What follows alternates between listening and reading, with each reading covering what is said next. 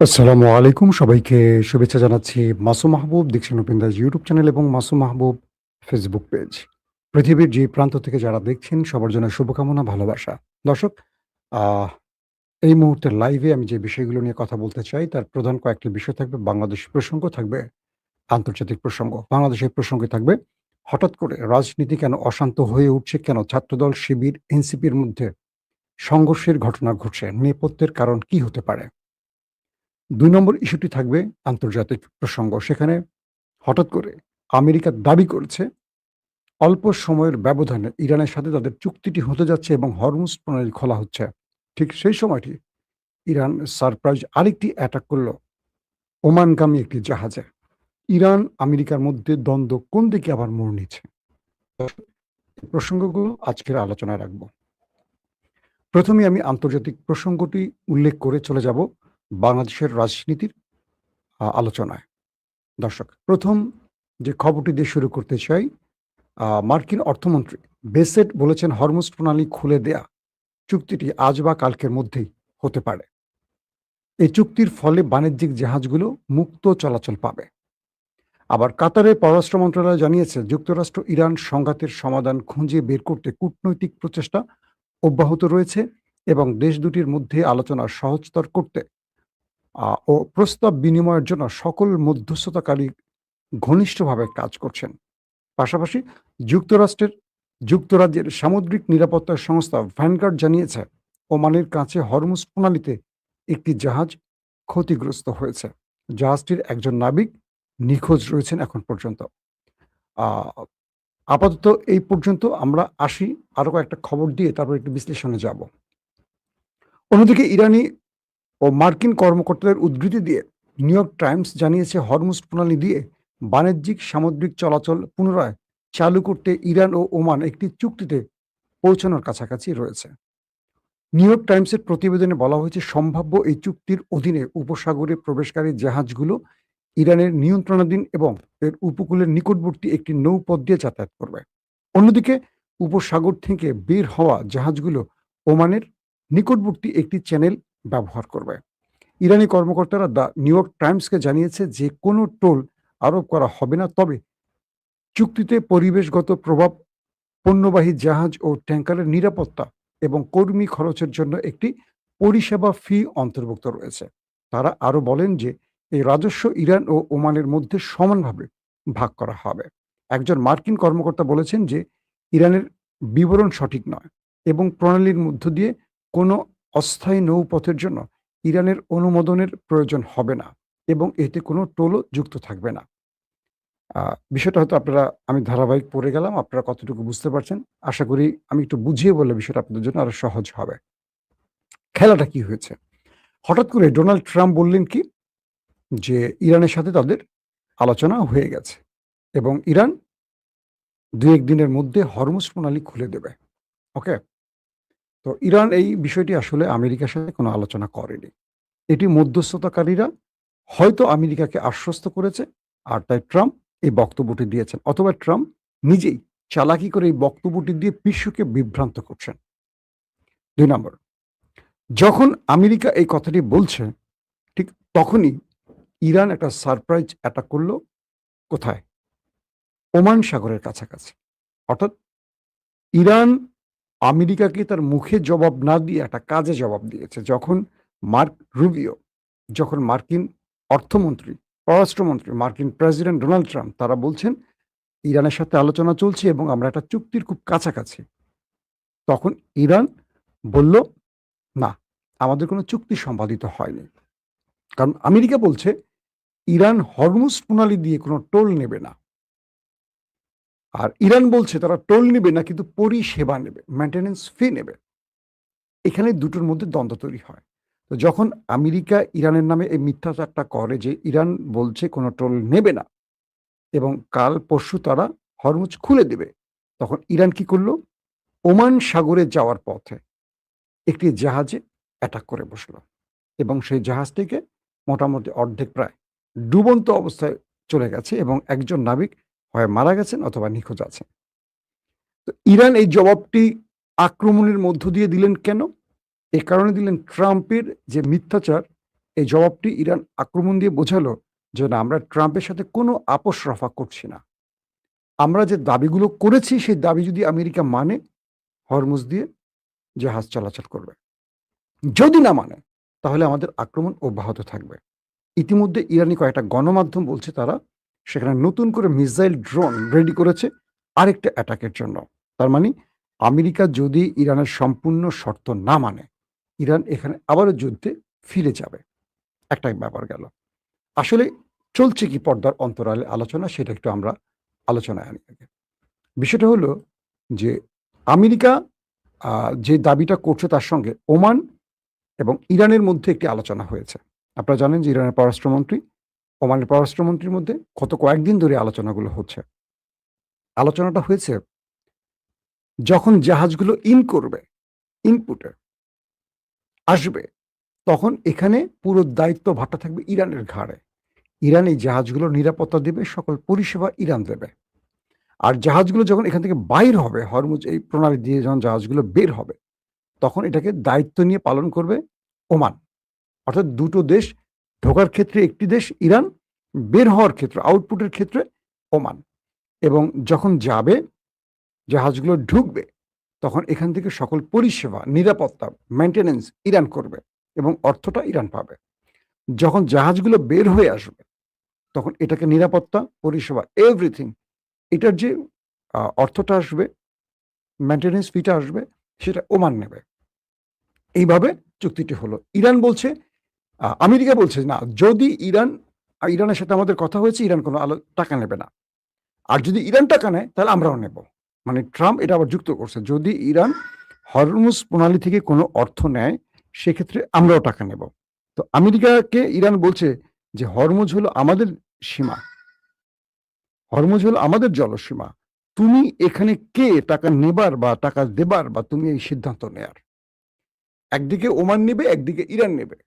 তোমার এখানে এই বক্তব্য দেওয়ার যৌক্তিকতা কি বা তোমার ক্ষমতা কি বা অধিকার কি? ট্রাম্প আবারও নতুন করে গো ধরছে যে না, যদি ইরান নেয় আমি নেব, যদি ইরান না নেয় তাহলে আমি নেব না। এটা হলো ট্রাম্পের নতুন এক চালাকি। ইরান বলছে আসো, তোমাকে টাকা দেব। তোমাকে টাকা নেওয়ার জন্য আমি মিসাইল আর ড্রোনগুলো সেখানে আবার রেডি করে রেখে দিয়েছি। এই হলো আজকের লেটেস্ট আপডেট। তো এখন তাদের পক্ষ থেকে, ইরানের হুতিদের পক্ষ থেকে আবার একটি স্টেটমেন্ট আসছে। হুতিরা আবারও মার্কিন যুক্তরাষ্ট্রের নাজারা শহর একটা জায়গার নামে, দুঃখিত, সৌদি আরবের আরেকটি শহরে আবার আজকে অ্যাটাক করেছে। অর্থাৎ হুতিরা সৌদি আরবকে এবার আরেকটি মেসেজ দিল। আর হুতিরা বলছে যে মূলত তাদের একটি জায়গায় অবৈধ প্রবেশ করেছে সৌদি আরব। আর তাই তারা সেই অবৈধ প্রবেশের প্রতিশোধ বা মানে কি বলবো, আঘাত হিসেবে এই শহরটিতে আবার তারা আক্রমণ করেছে।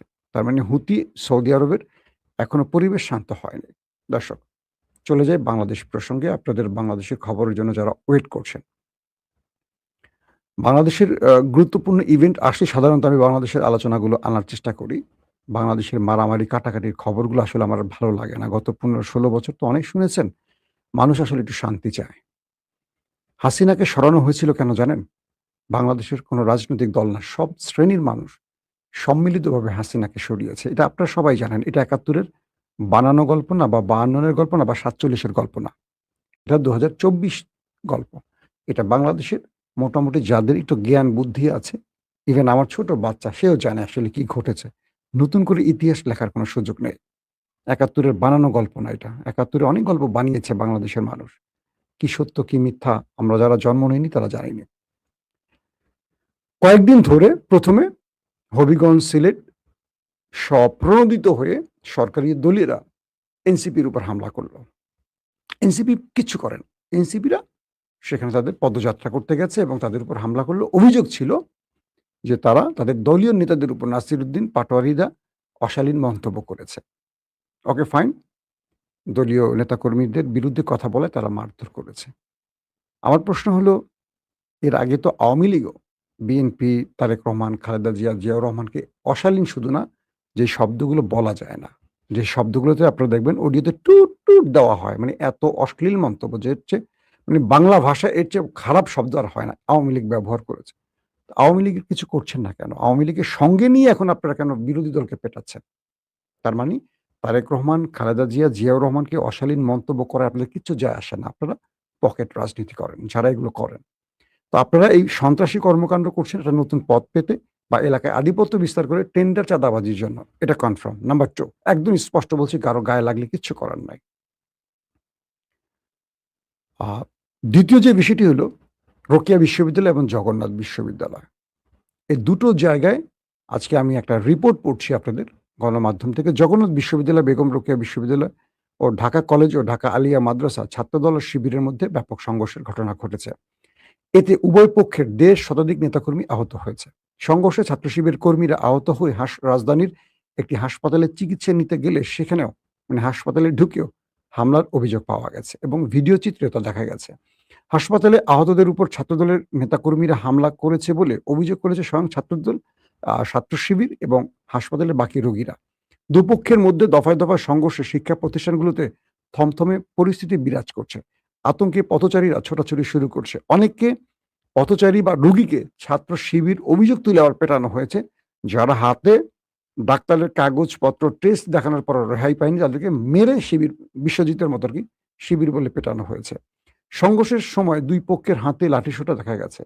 একে অপরের প্রতি ইটপাটকেল নিক্ষেপ করেছে, দেশীয় অস্ত্র ব্যবহার করেছে। পুলিশ মোটামুটি নীরব ভূমিকায় ছিল। কারণ পুলিশ দৃশ্য দেখেছে, অবলোকন করেছে। সাংবাদিক হয়ে গেছে পুলিশ। আমাদের পুলিশ নিয়ে কথা বলতে গেলে আমার খুব মজা লাগে। যেই দল ক্ষমতায় পুলিশ তার। শেখে নাই। মানে আওয়ামী লীগের সময় পুলিশকে মাইরা গাছে ঝোলানোর সময় দৃশ্যগুলি ওরা শেখে নাই। শিখবে না। সবাই চাকরির, পদবীর, পোস্টিং এর মায়া থাকে তো। রাষ্ট্রকে না, সবাই নিজেকে ভালোবাসে। তো এটা গেল ২ পক্ষের এই টোটাল বিবরণটা। তো বলা হচ্ছে যে যারা ওখানে ছিলেন তারা প্রত্যক্ষদর্শীরা বলছে সকাল ১১টার দিকে জগন্নাথ বিশ্ববিদ্যালয়ের কেন্দ্রীয় মিলনায়তনে একটি অনুষ্ঠানের আয়োজন করা হয়। সেই অনুষ্ঠানে উপস্থিত ছিলেন বিশ্ববিদ্যালয় মঞ্জুরি কমিশনের ইউজিসি চেয়ারম্যান ও ভিসি সহ বিভিন্ন বিভাগের শিক্ষকরা। এ সময় জকসু জগন্নাথ বিশ্ববিদ্যালয় কেন্দ্রীয় ছাত্র সংসদ নেতৃবৃন্দ কিছু প্ল্যাকার্ড নিয়ে মিলনায়তনে প্রবেশ করার চেষ্টা করেন। তাদের প্ল্যাকার্ডে বিশ্ববিদ্যালয়ের ২য় ক্যাম্পাসের কাজ ও অস্থায়ী হল নির্মাণ, মেডিকেল সেন্টারের পর্যাপ্ত ল্যাব সুবিধা, টেকনিশিয়ান এবং চিকিৎসক নিয়োগ সংক্রান্ত দাবি দেওয়ার উল্লেখ ছিল। জগন্নাথ বিশ্ববিদ্যালয়ের ছাত্র সংসদ তারা কিছু প্ল্যাকার্ড নিয়ে আসে, দাবির প্ল্যাকার্ড। সেখানে কি থাকে? যে দ্রুত একটা হল নির্মাণ, মেডিকেল সেন্টার, পর্যাপ্ত ল্যাব সুবিধা, টেকনিশিয়ান থাকবে, চিকিৎসক থাকবে। অর্থাৎ ছাত্রদের যে অধিকারগুলো সেই বিষয়গুলোর দাবি তোলে। ছাত্রদলের আবার এই দাবিগুলো ভালো লাগে নাই। তাদের কথা রামদা থাকবে, হকিস্টি থাকবে, পিস্তল থাকবে, মদ গাঁজা থাকবে। এই দাবি তোলে নাই কেন? বিষয়টা এরকম হয়ে গেল নাকি? আমি একটু হাস্যরসের জন্য বললাম কথাটা। ছাত্রদের অধিকার নিয়ে যখন তারা দাঁড়িয়েছে, একটা মজা লাগে। ছাত্রদলের জগন্নাথ বিশ্ববিদ্যালয়ের যিনি এখন সভাপতি, তার মনে হয় মেয়েটে বিয়ে হইছে কিনা একটা খোঁজ নিতে হবে। মানে তার বয়স বা কোন সেশনে ভর্তি হইছে এখনো ছাত্র কিনা আমি জানি না। আমি দেখলাম আজ থেকে ৫ বছর আগে ছাত্রলীগ জগন্নাথ বিশ্ববিদ্যালয় ছাত্রদলের যিনি এখন সভাপতি, আজকে যিনি ফাইটিং করেছেন, আমাদের সুপারম্যান, তাকে পিটিয়ে শোয়ায় রাখছিল রাস্তার মধ্যে। আমার কাছে সেই ছবিটা এখনো আছে। তো আমাকে ফোন দিয়ে বলছিলেন তারই একজন খুব বিশ্বস্ত ভাই, একটা ছবি দিয়ে, "ভাই একটু ফেসবুকে দিয়েন। আমাদের ভাই মাইর খেয়েছে আজকে ছাত্রলীগের হাতে। ২ হাতে ব্যান্ডেজ।" ছবিটা এখন আমার কাছে আছে। যদি দেখতে চান আমি আপনাদের হয়তো দেখাইতেও পারবো। তো মজাটা হলো যে ছাত্রলীগ এদেরকে পিটাইয়া রাস্তায় শোয়ায় রাখছিল। তো তিনি হঠাৎ করে সুপারম্যান হয়ে গেলেন। হয়ে কেন জগন্নাথ বিশ্ববিদ্যালয়ের ছাত্র সংসদ হলের দাবি করতে আসবে, মেডিকেলের দাবি করতে আসবে, ছাত্রদের জন্য ল্যাবের দাবি করতে আসলো। এজন্য পিটিয়ে দিয়েছেন। দিয়ে মোটামুটি যা করার করছে, এদিকে আর না যায়। এটা আপনারা সবাই জানেন। আমার আজকের আলোচনা এটা নয়, সব জানলেন। আসলে ঘটছে কি পর্দার অন্তরালে? হঠাৎ করে বাংলাদেশে এই অস্থিরতা কেন? এবং এই অস্থিরতাটা করছে সরকার দলীয়রা। ইন্টারেস্টিং ব্যাপার না? আজকে দেখলাম আমাদের যুবদলের আমার খুব পছন্দের মানুষ নয়ন, রবিউল ইসলাম নয়ন। কারণ বিএনপির জন্য মোটামুটি একসময় ত্যাগী লোক ছিলেন। বিএনপি যারা ত্যাগী তাদের সবাইকে আমি কম বেশি চিনি। কারণ আমাদের সাথে অনেকের কানেকশন ছিল ওই সময়টা। কারণ আমরা সবাই ওই সময় ত্যাগীদের মধ্যে পড়তাম আরকি। এখন হয়ে গেছি গুপ্ত, বুঝছেন? দেখলাম হেলমেট আর রড নিয়ে এসে নেমে গেছে যুবদলের নয়ন। নয়ন সম্পর্কে আমার একটা ধারণা তৈরি হয়েছে হাসিনা পালাবার পর, ইন্টারিম আসার পর, যখন টেলিভিশন দখল-টখল নিয়ে সে ব্যস্ত ছিল। এই ছেলেটা কেন জানি সবসময় লাইমলাইটে আর আলোচনায় থাকতে চায়। কারণ সে মনে করে এভাবে রাজনৈতিকভাবে তার একটা জায়গা তৈরি হবে। তারেক রহমানের চোখে পড়বে। তারেক রহমানের গাড়ি গেলে দেখবেন দৌড়াচ্ছে। তার স্লোগানগুলো শুনবেন। কেন যেন সবসময় সে চায় আলোচনায় থাকতে এবং মনে করে যে আলোচনার মাধ্যমে তিনি একটা গুরুত্বপূর্ণ পদ পাবেন। পেয়েছেন। যুবদলের সাধারণ সম্পাদক হয়েছেন এবং তিনি এবার এমপি ইলেকশন করতে চেয়েছেন। আগামীতে হয়তো এমপি ইলেকশন করবেন, এমপি হবেন, মন্ত্রী হবেন, সবই হবেন তিনি।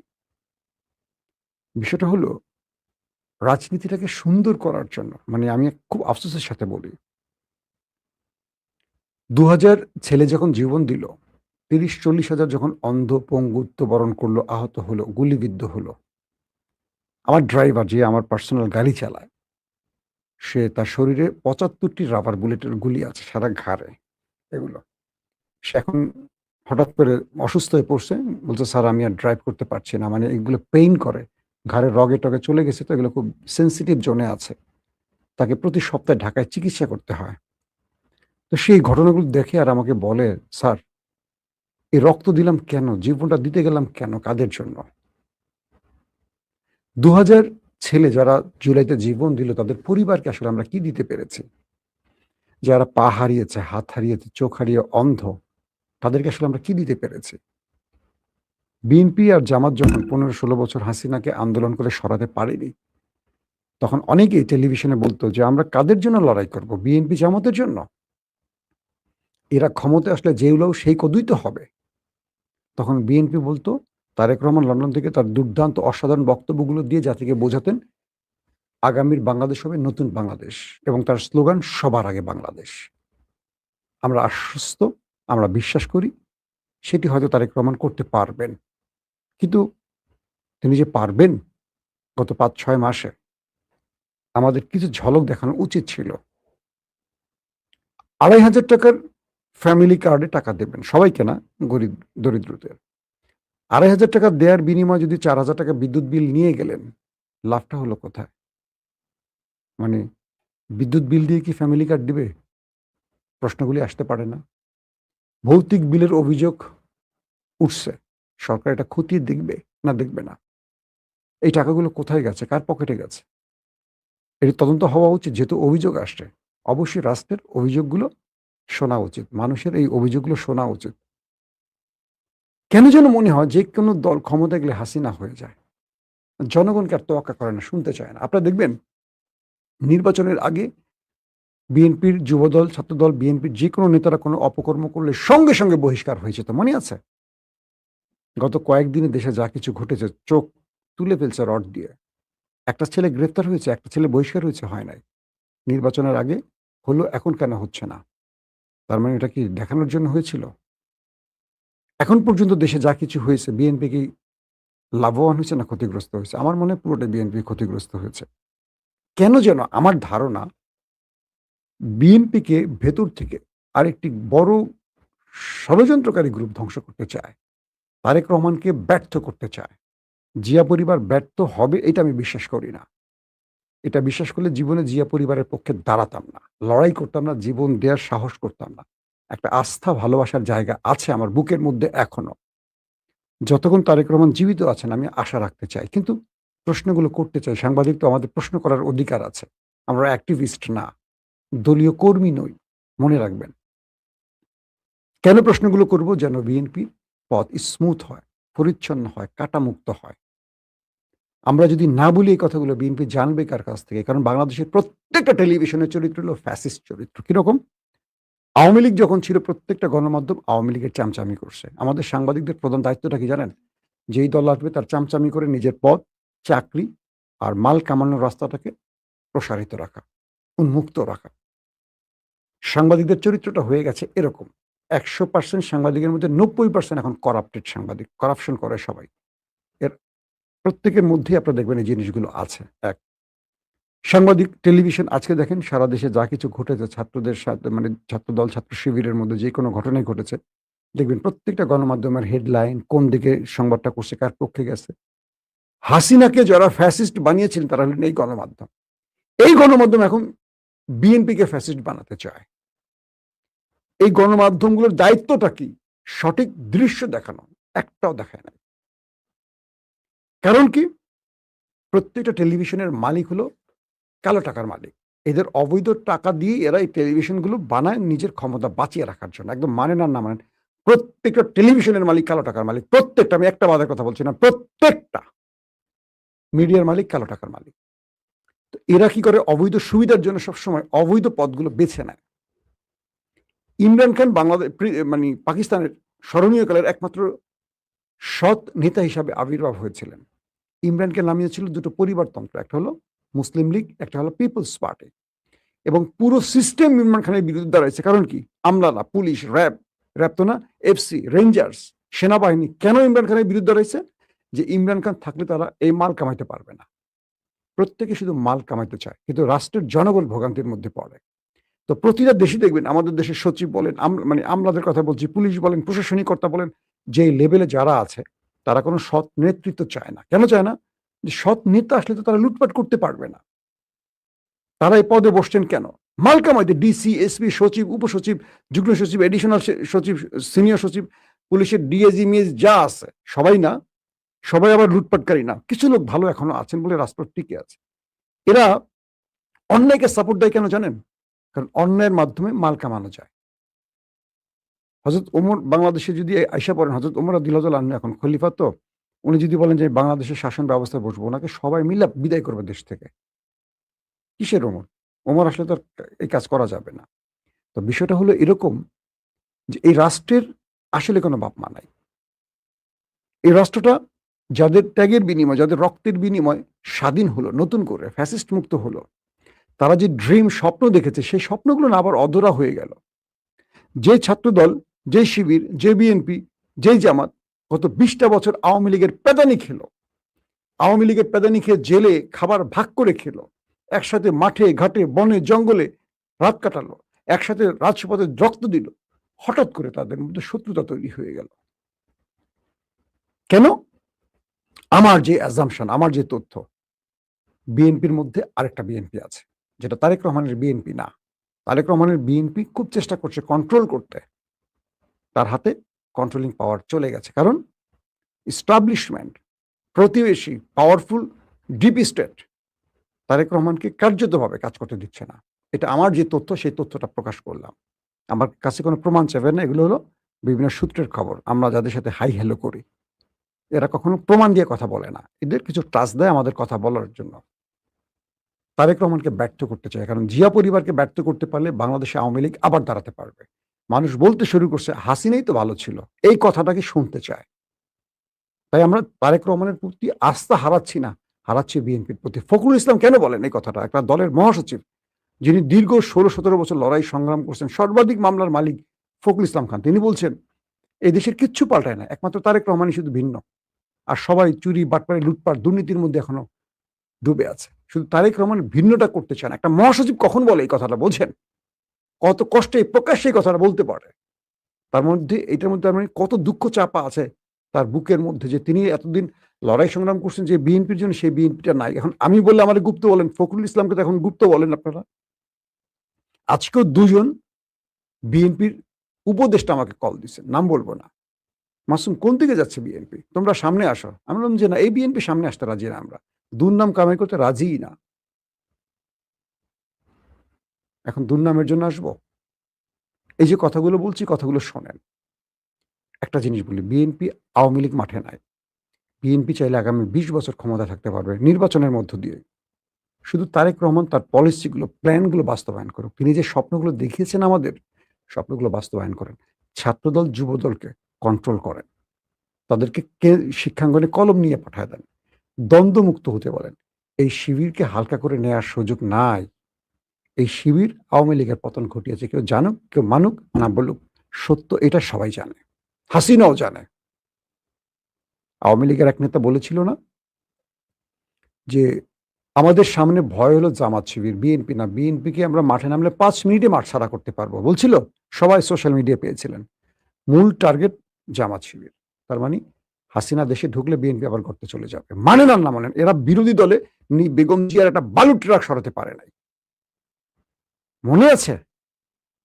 বেগম জিয়া গ্রেফতার করে নিয়ে যায়, তার গাড়িতে হামলা করে, তার এসএসএফ এর সদস্যরা রক্তাক্ত হয়। সে এসএসএফ এর মধ্যে আমার বন্ধু আছেন ধরেন কয়েকজন। রক্তাক্ত হয়েছে, সেই দৃশ্য দেখে আমরা কাঁদছি বসে বসে।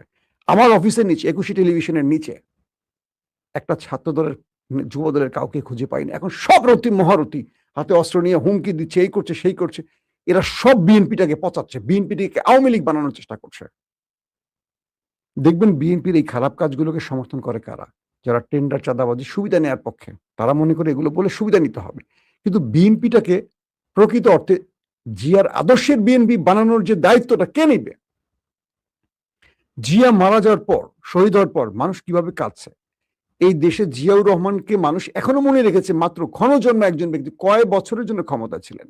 আজও তার দলটা সবচেয়ে জনপ্রিয়। কেন বলেন তো? সুশাসন দিয়ে গেছেন দেশের মানুষকে। স্বনির্ভর বাংলার মূল রূপকার ছিলেন জিয়াউর রহমান। এই বিএনপিটাকে মানুষ এখনো জিয়াউর রহমানের কারণে মনে রাখে, ভালোবাসে। আমরা যে লড়াই করি জিয়াউর রহমানের জন্য করি, বেগম জিয়ার জন্য করি।